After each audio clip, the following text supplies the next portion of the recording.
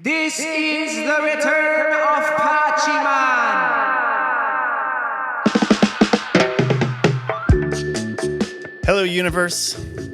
Welcome to Pickathon Podcast, episode 4, where we try to get into a little bit about the world of Pickathon, but mainly we're trying to get into finding something amazing and making each episode unique through discovery. And music discovery is kind of where Pickathon is centered. We do a lot of other things in the experiential world, but we're going to be doing that today. Today, my guest is going to be Pachy Garcia, an amazing dub reggae artist in a land of times where you don't hear a lot of that. So that's going to be exciting. I want to start off, though, since in this time of a year at Pickathon, we're doing a lot of volunteer recruitment. And it's kind of interesting history to think about community, because then I think all artists, all people growing up, you grow up with a community. And in the festival world, you can't live without it. And it's one of the reasons why I said, if you try to give Pickathon $1 million to just start a festival, it'd be kind of pretty dang sterile festival, because you're probably going to go hire a bunch of people. Really, anything meaningful, anything you really want to build it's kind of going to be interesting in the cultural space, has got to just survive. And that goes for artists, that goes for anything. But for festivals or things on that level, like organizations, you just can't make it happen in any kind of cool way the first year. Like you can make it professional again, but that's not cool as a real genuine, committed community. And community isn't like a master plan. Like, we didn't start off going, gosh, this is how it's going to go in year 1, year 2. It's way more organic. It's like totally based on near failures, near complete catastrophes that could end the festival at any given year. Like, when we started, we only had just our friends and our family. My brother, Eric, was one of my partners, my parents, any friend that I had.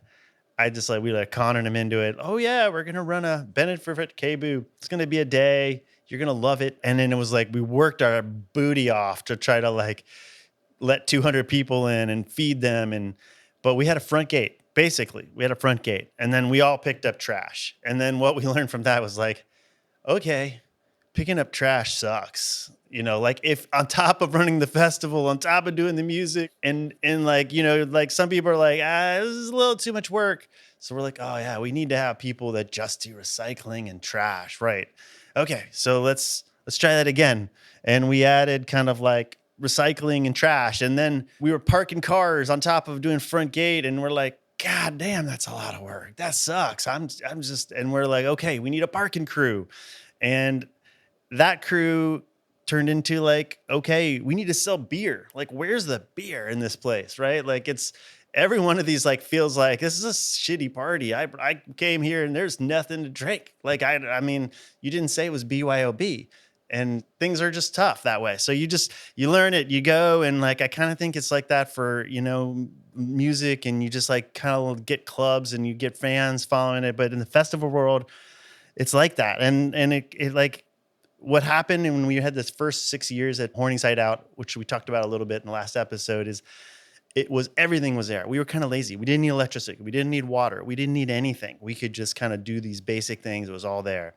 When we ended up where we are now in Pendarvis Farm, that is this incredible, pristine piece of property. It's like 100 acres. 80 of it we really use heavily. Another 20 acres is like a vineyard.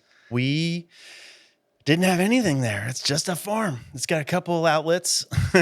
It's got a couple faucets.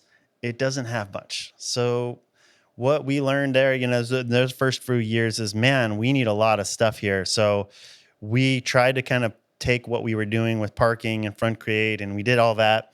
But those things that kind of popped up quickly was setting up and picking up. This farm is a mess. So it's kind of turned into what we like to call the farm bod program. So if you are on the setup crew, it's almost been anchored by one of the more famous people in our universe, Elwood and Biggs. Biggs is the later addition there. Shout out to Elwood and Biggs. Many people in the volunteer space will know those folks. They've touched many lives.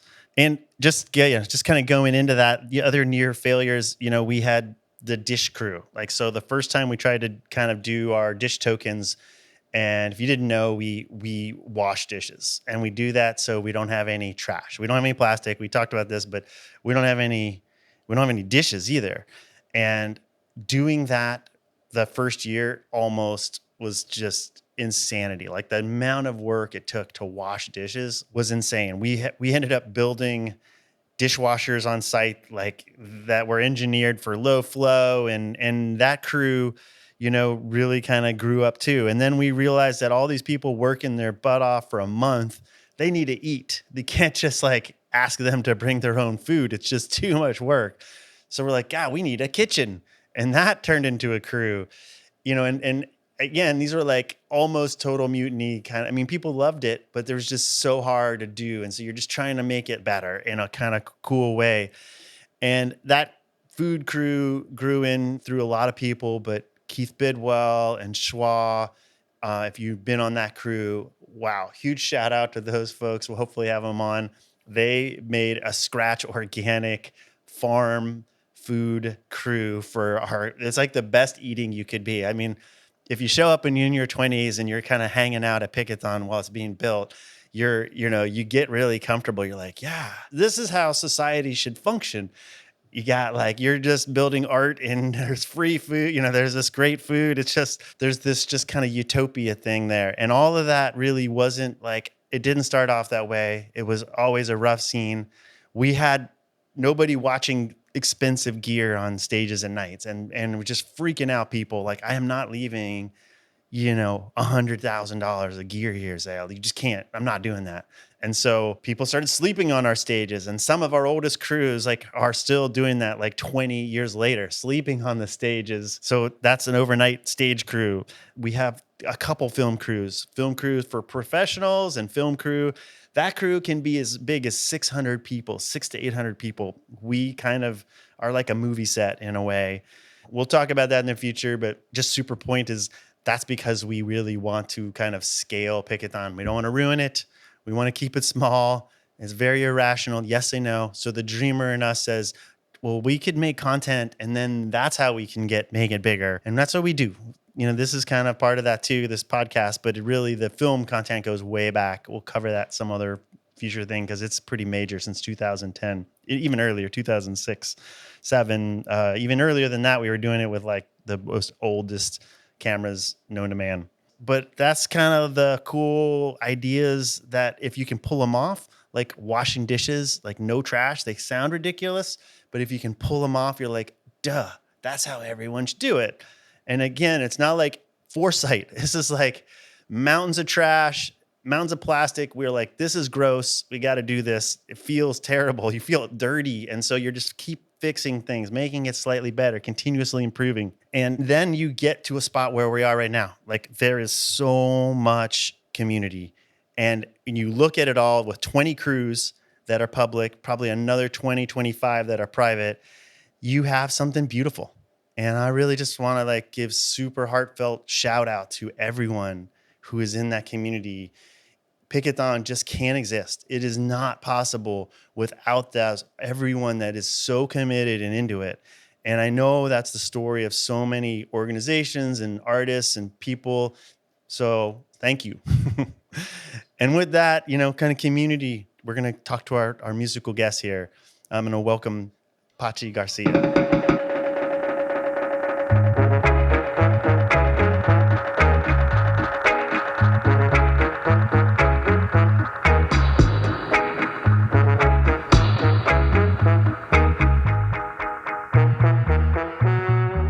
How you doing?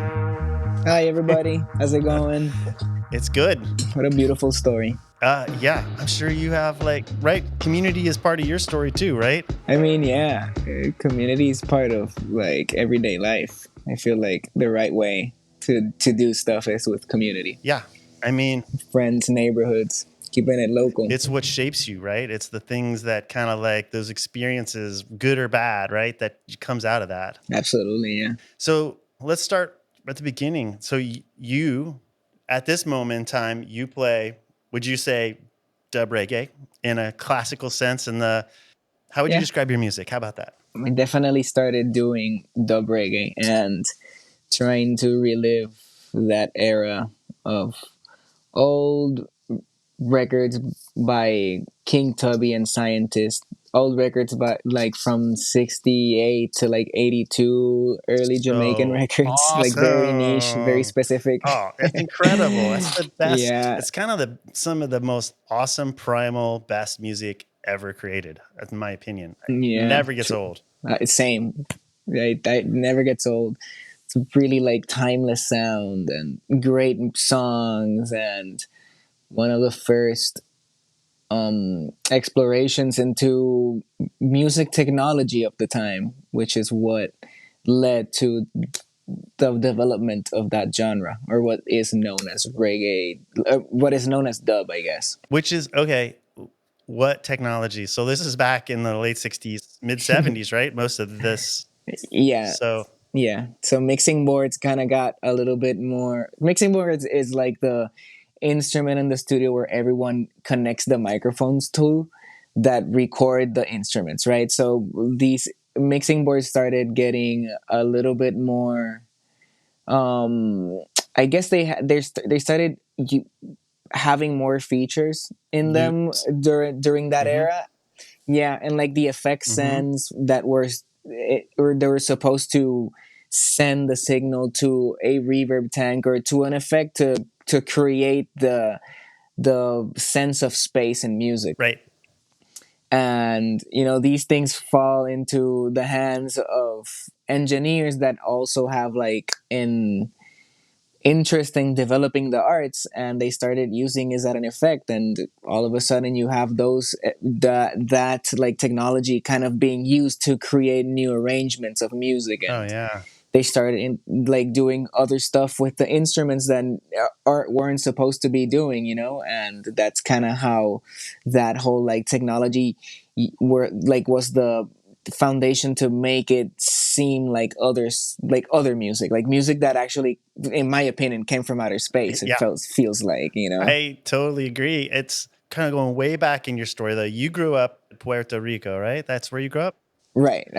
Yeah, I grew up in the Caribbean, which is where Jamaica is also in. Yeah. No, I mean, so it's like, is there a lot of that music in where you grew up? Like, was it around you? Definitely, yeah. I grew up like I was growing, like my foundation years were the 90s, so we were way past the prime of that music. But it was like far enough that like that music started coming to Puerto Rico a lot, and Mm-hmm. people started listening to it a Mm-hmm. lot. And it's a very Caribbean, very island style music in a way. Kind of the geography kind of makes music. I feel like geography has a lot to do with how music sounds and how music is, how expression is in art in 100%. general. And it was very, it's kind of like the same geography in Puerto Rico that it is in Jamaica. It's a very warm culture. Right. Not literally, but also kind of like, oh, not literally, but also very like Yes. Yeah. emotionally, people are very warm, and it's very festive, and that music was very relatable in Puerto Rico as well. So when I grew up, there was a lot of bands that were like in the second to the third wave of like making of reggae, Yeah. and I started listening to a lot of that, and my interest in piano playing, which was the my main instrument, I Yeah. believe, when I was When you were growing like a up, kid, came when you were a from young kid, when I like how young? when I was like in high Okay. school already, like middle school, high school. Yeah. So my interest in piano came through reggae music, Interesting. and that's kind of how I got into that. So I started playing in a lot of bands, playing reggae piano, Wow. and I did it for like 10 to 12 years, I believe, Wow. before I moved out to Los Angeles from Puerto Rico, and I decided to do something completely different.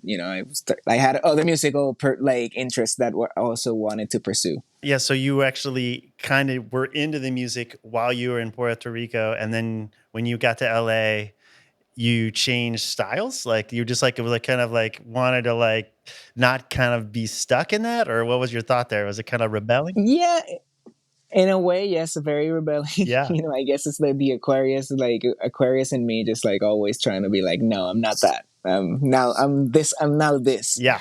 And also, I had other interests, musical interests growing up as well, apart from reggae, that I was pursuing in Puerto Rico. But when I feel like the move to Los Angeles was kind of like, well, I did that for 10 years. I kind of want to start fresh and do something completely different and continue these explorations in other music. But then, like, I got to LA and I was like, okay, where's the reggae?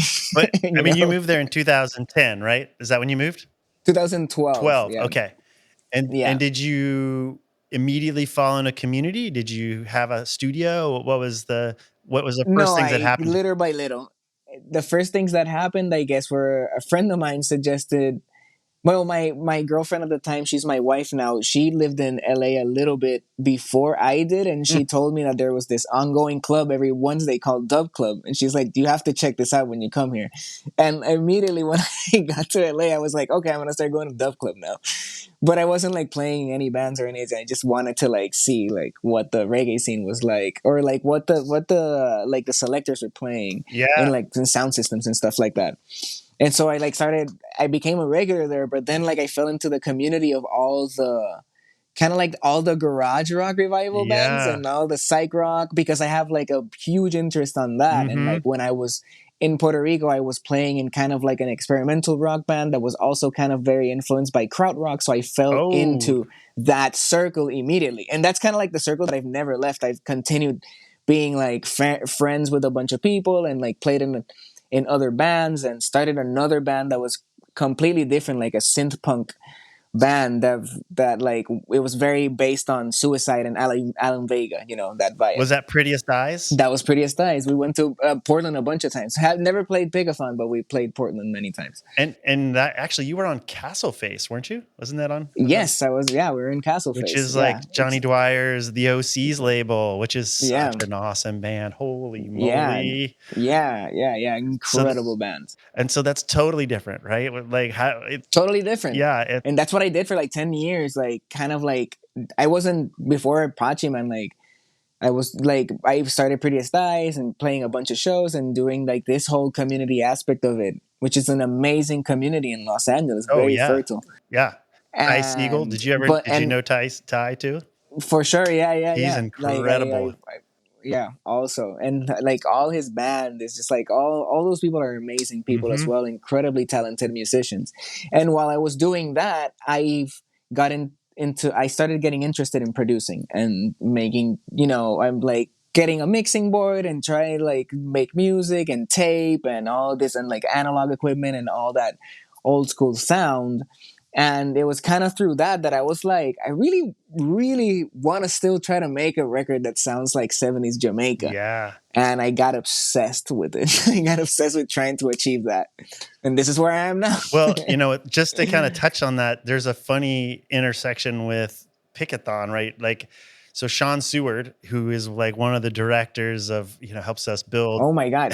he builds all the I know, Sean. neighborhoods Yes. and he does so many things for Pickathon. We're just like huge shout out. He's a great human being, right? Like top human being. Dude, Just Sean rules. yes. So a funny story when we booked you, he's like, another friend of ours, Mike Dunn, is like, oh, he slept on Sean's couch.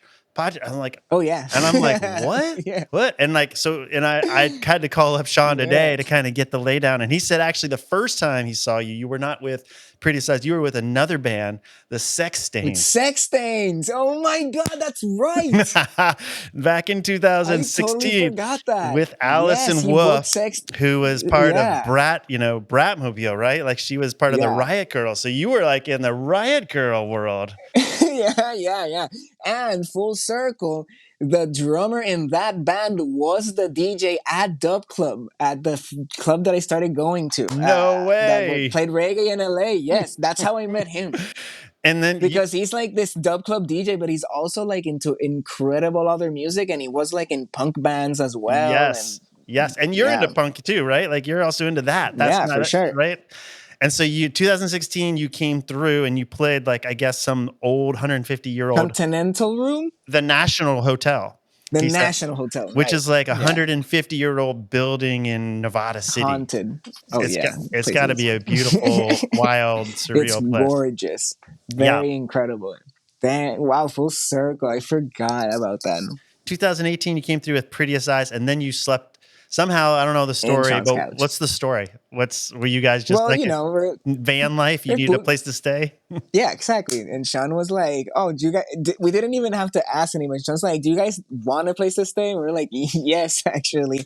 And he took us to his house, and he lives in a beautiful, like house out in the mountains. We're like, "This is the best place we could have stayed at." Really? I've never been to his place. So like I don't Gorgeous is it? place, I don't incredible. I do not doubt that. That's so awesome.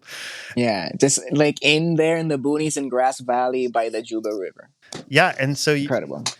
is that when did you build the 333 house? Like is that what you call your Um, studio? that's what I call my studio. Yeah, I'd say like in 2018, 2017, 2018. That's when I started basically going into my basement because we had a basement. We have a basement in the house that is basically my studio.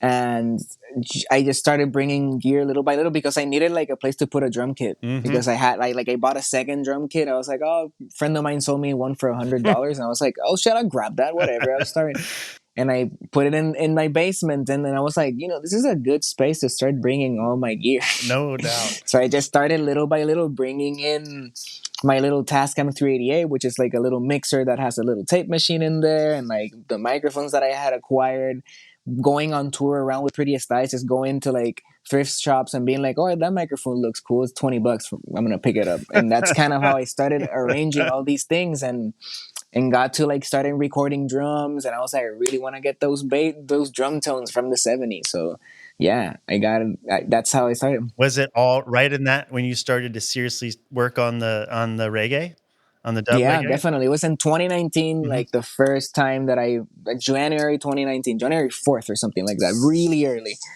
I was like, oh, I'm figuring it out. I'm gonna record one song, and that was like the beginning of Pachyman. Was like that day in 2019. Wow, that's Yeah. awesome. When you started to put that together, did you know what it was going to sound like? No, not really. I was just kind of like, I mean, I had been experimenting, like trying to make those sounds before, and like, but I wasn't really, I didn't know how it was going to sound. Cause it's like, it's got to hit the tape and it's got to come back and I have to live mix it and see how it sounds. And I did, I was like, oh, this is kind of cool. And then like I took a video of it too and I posted it on Instagram at like that night. And then the next day I woke up and I had so many people hitting me up, so many comments, texts, and I'm like, oh wow, I think I did something right here. And that's when I was like, that day that I was decided, it's like, okay, I'm gonna pursue this and see where it takes me. Is that the video of you playing each instrument? Well, I continued doing videos afterwards, but it wasn't, maybe it's the first. I don't think it's on Instagram anymore and it's not on YouTube. And like since deleted a bunch of stuff, but yeah, it's kind of like that. It's one of like those videos that I play everything. Which is, well, I'll describe it. It's pretty awesome. If you see I think we have, I don't know which one we have on YouTube. I think we have you doing a live stream, but you have a couple videos of you playing every instrument and shit, kind of going back and forth between the snippets of every instrument being played, which honestly, what blows my mind about that is the detail. Like you are playing like two notes or three notes on a keyboard or a little cymbal Yeah, or just like a couple notes on a bass. yeah, It's like you're waiting and waiting and you know exactly where it's going to go or you're feeling it. Like I yeah. don't know your creative process there, but it just seems like you have so much intention. Yeah, a lot of that stuff is improvised, and I just like after like the end, like when I hear the end take, and I'm like, okay, I'm gonna make the video. I'm gonna highlight all these little points because this music is very minimal as It well. is. There's not a lot happening to it. It's just like those little moments that happen on the recording are kind of like the stars of the show for me. How many instruments, and actually what is kind of the essential dub instruments? How many do you need to get the sound? Well, drums and bass I basically, saw keyboard though. but like the other, yeah, definitely I feel like there's organs, pianos, and guitars that are very important on the creation of like those little melodies and snippets that kind of just get delayed and affected out by the engineers. Yeah. Those are like the foundation kind of instruments, like drums, bass, organ, piano, and guitar. Oh, wow. And well, let's not say like also the reverb, right? Like going back on top of all Oh, that for sure. stuff, right? And not on every instrument always, Yes, the or is it on reverb. always? When you're doing the reverb, is it over the whole track, or are you picking a It's mostly on the drums. really? Yeah, it's mostly on the drums, but there's a lot of reverb on keyboards and sometimes even on bass. And it's like, There's like it's just kind of like finding the right moment to do it. but you're doing it like not with a computer. You're doing it analog with the knob, right? You're sitting there Yes, doing it. I do record. Yes, for sure. I do record into a computer because that's kind of like Yeah. the easiest way for me to record. But I am live mixing all that stuff, so it's just like I hit play, Yeah. and all the instruments are playing, and I'm like, okay, That's I don't know how this is gonna go, so so we're just gonna awesome. figure it out as you go. Yeah, I mean that's what's Yeah. so great about it. And actually, you gotta. What's the name of the video I'm thinking of, so people can go out and find it? You have a roommate or your partner walks in at the end. Oh my god. Okay, that's big energy. Big energy. It's Big so energy. great. Yeah. It's so Yeah. awesome to Yeah. like see Yeah. like, and she's like, it's just like she's just like a part of that whole character of that piece there. It's like she walked in the right. That's my wife. Okay. She walked in at the right moment too, and she like her face Oh, too when she it's just sees me because she's like, "Oh, whatever." He's just playing. I was like, "Oh, yeah. I've played that video with so many people, like, so one of the questions I had, and like when we see that is like, how do you do this live? Like, have you figured it out? I so the way that I do it live is a lot of that. What you see on the video is me kind of like doing the Yeah. faders on the mixing board. That's what I figured out to do live, and then I took away some tracks that I could play, like certain little synthesizer lines, because there's like a lot of synthesizer in my music as And well, harmonium, right? and melodica, Melodica. and Sorry, yeah. melodica. Yeah, You yeah, blow yeah, into it. It looks like a toy, but it's actually like yeah. it's It's a toy. yeah, it's a toy, but it sounds awesome. It's technically a toy. Yeah. So stuff like the melodic I take out of the track and I play it live. Synthesizer lines that I Mhm. play live. I do a little bit of vocal work here and there. Mostly my music is mostly instrumental. But actually for Pickathon, Yeah, tell me. now that you bring this up, this is the first time that I'm gonna bring a drummer and a bassist to Woo! play. Yeah. So it'll be a special show. Have you tried it? Have you played with them? We've only gotten one practice in, and we're like still kind of figuring it out. But I think it's gonna sound sick. Oh my god, it's so like that. I'm so excited about that. Like, I Same. can't. I've been doing this for 24 years. I have never seen like a really roots dub reggae band. I know they have existed and they've been around, but it's Yeah. so exciting that you're actually bringing. And it's what's so cool about what you're doing is it's not like a victory lap. You're not just like playing cover tunes, right? Like, oh, this is how it sounds. You're totally creating it. No. It sounds completely like awesome and like the essence of that music. I really would call you like you're really the kind of essence of what I know of about the modern day dub scene. You're really bringing it back. It's so cool. Thank you. Yeah. Still learning every day. I'm still learning. It's a Yeah. lot. It's a lot to take in. Thank you. I do appreciate it. And so many people I don't think have ever heard this style. Like, you know what I mean? They might have heard it True. kind of in the back, but True. like it works. I'm kind of the So gateway reggae yeah, person. you are. And it's so universal, right? Yeah. It's such a universal music. It's so cool. Absolutely. Yeah. Well, we're like super excited. And I know I've been listening to your most recent record, which is from 2021, right? Return of Pachyman. Yeah. Do you have anything else Yeah. in the queue coming?